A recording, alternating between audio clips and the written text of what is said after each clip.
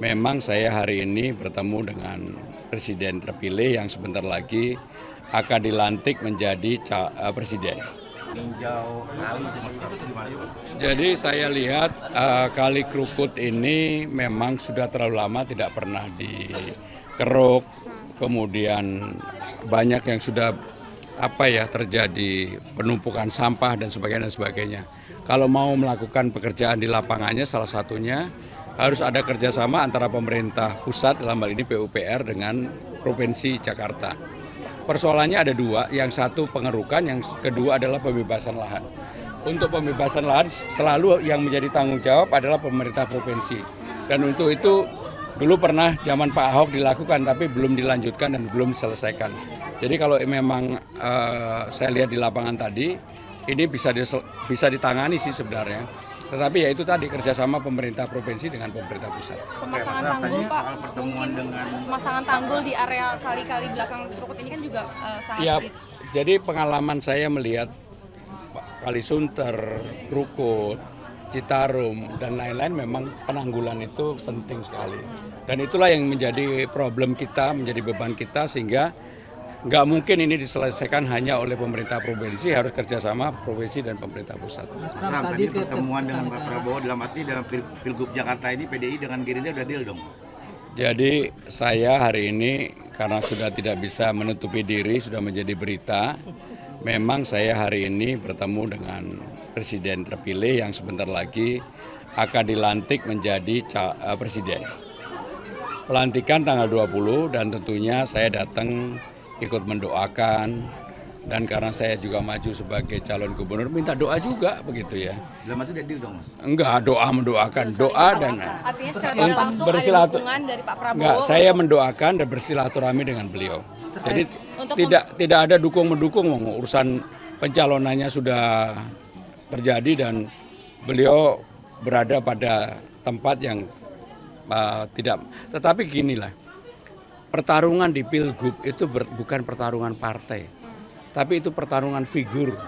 Orang yang kemudian apakah berkomitmen untuk melakukan perbaikan bagi Jakarta, itu aja. Jadi saya lebih melihat sebenarnya lebih pada figurnya. Ada pembicaraan terkait dengan persiapan pertemuan antara Pak Prabowo dengan Bu Mega? Ya pokoknya silaturahmi, saling mendoakan, alhamdulillah berjalan dengan baik. Tanggal 12 Oktober betul Pak. Pesannya? Jadi hari ini jadwal saya yang tidak dijadwalkan itu ada dua. Satu bertemu Pak Prabowo, yang kedua bertemu Bu Mega. Isinya apa saya dan Bu Mega maupun Pak Prabowo yang tahu. Artinya sama menyambut informasi dan juga jembatan begitu Pak Pram. Pokoknya ginilah, saya selama ini secara terbuka mengkomunikasikan hal-hal yang baik. Jadi ini tidak ada urusan untuk yang lain-lain.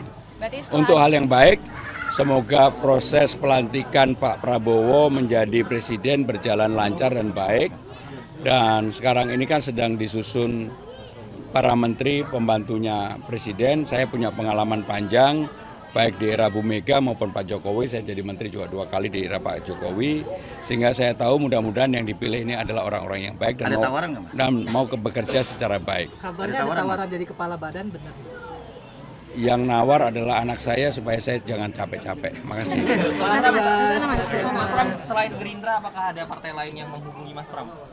Ya, semua ketua umum kan teman saya. Arahnya dari banyaknya partai yang mendukung. Pokoknya ginilah, semua ketua umum teman saya. Saya nggak pernah punya masalah dengan siapapun. Sekarang ini banyak ketua umum yang berharap tanggal 20 dilantik dulu. Nanti habis dia lantik mungkin ada yang car free dia sama saya. Itu yang di akhir tuh. Ini senang siapa yang ngadain? Setiap hari apa? Seminggu 2 kali. Ibu yang mimpin. Pesertanya hanya warga di sini aja. Sekali-sekali nanti senamnya bareng Bu. Boleh, diundang aja Pak. Ayo, saya sambil mau lihat Suki semangat sekali. Oh, smooth gimana? Silakan Oh. Langsung. Nggak pernah ada realisasi, hanya Nggak pernah dikeruk. dikeruk sudah zamannya Pak Ahok, dan per 3 bulan disiapkan sama SDA untuk dikeruk. Jadi problemnya lebih pada pengerukan yang tidak secara rutin. Waktu itu ada problem ada Wah, roboh-roboh. jalan. Karena kan ini kewenangan BPWSCC. Sampai ke dalam, Pak. Sampai ke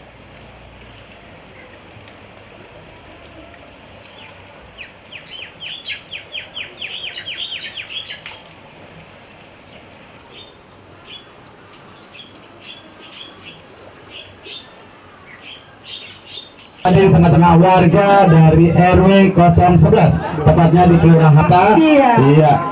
Bapak Hasan, iya. Ya, amin. Untuk itu mari kita sambut Mas Pramono Anung. Ini saya kenal dari beliau kecil, karena saya sahabatnya bapaknya dulu. Dari kecil, tapi memang saya waktu itu jauh lebih muda dari ayahnya.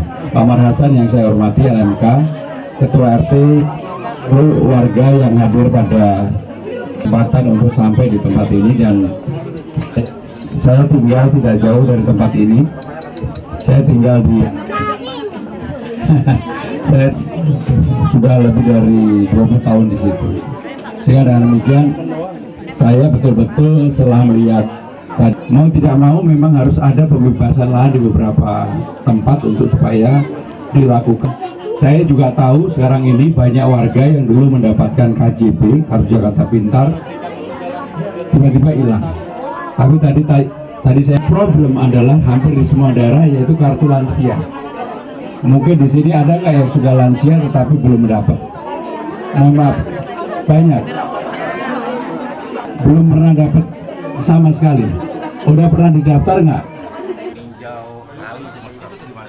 Jadi saya lihat Kali Krukut ini memang sudah terlalu lama tidak pernah dikeruk, kemudian banyak yang sudah terjadi penumpukan sampah dan sebagainya.